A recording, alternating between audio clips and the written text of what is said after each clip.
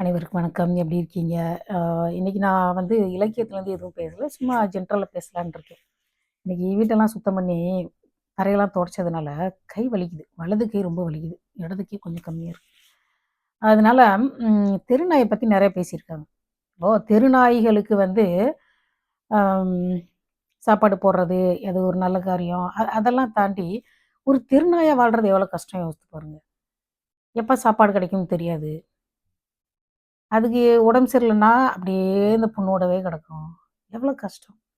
நம்ம வந்து மனுஷங்களே நம்ம நாய் மாரி தான் வாழ்ந்துட்டு இருக்கோம். சிலர நான் சொல்றேன். நான் சென்னையில இது 2022 இந்தியாவுக்கு வந்தப்போ, அ நடுராத்திரி இந்தியாவுக்குள்ள வர்றோம். அ அந்த வீதியில 5 நாய் நிக்குது. அதாவது ம ஆண் நாய்க்குட்டியெல்லாம் எடுத்துட்டு போயிடுறாங்க. அத பெண் நாய்க்குட்டிய யாரும் எடுக்கறதில்ல. அதனால என்ன ஆகுதுன்னா, அத அது தெருவுலயே சுத்திக்கிட்டு இருக்குது. அத அப்படியே குட்டி போடுது. அதுலயும் அந்த பெண் நாய்க்குட்டி யாரும் எடுத்துட்டு போறதில்ல. ஏன்னா நம்மளுக்கு வந்து அதுல சில பிரச்சனைகள் இருக்கு. அதனால எடுத்துட்டு போமாட்டாங்க. அந்த நாயெல்லாம் பார்த்தீங்கன்னா, எலும்பும் தோலுமா இல்ல. ஆனா அதுக்கு முந்தின ஸ்டேஜ்ல இருக்கு. கொஞ்சம் நல்லா இருக்கு. ஆனா அவ்ளோ ஒல்லியா இருக்கு. 5 நாய் நிக்குது தெருவுல. அப்படியே பார்த்தோனே பயந்துட்டேன். ஏன்னா, அது நம்ம நம்ம கிராமத்துலனா அந்தந்த வீட்ல அந்த நாய் நிக்கும்.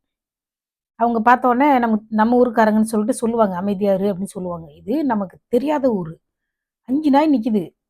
நான் யாருமே இல்ல. அந்த நாய்க்கு ஓனரே யாரும் கிடையாது. எல்லாரும் தூங்கிட்டு இருக்காங்க. அப்படியே நான் மனசுக்குள்ள அப்படியே நடுங்குது. கடிச்சு வச்சா என்ன ஆகும்? 5 நாய் யோசிச்சு பாருங்க.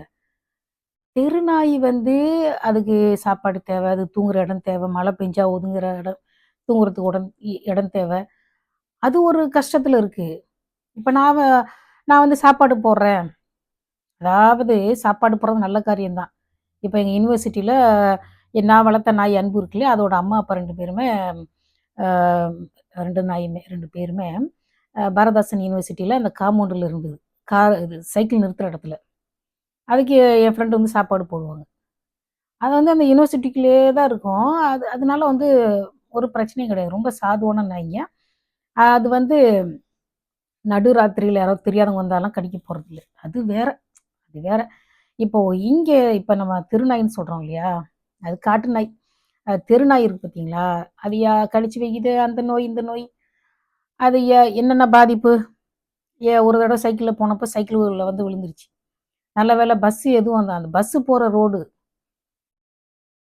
சைக்கிள் முன்னாடி வந்து விழுந்து, ஒரு 4 நாய் ரேஸ் வச்சுட்டு வருது. ஒரு நாய் முதல் நாய் வந்து சைக்கிள்ல விழுந்துருச்சு.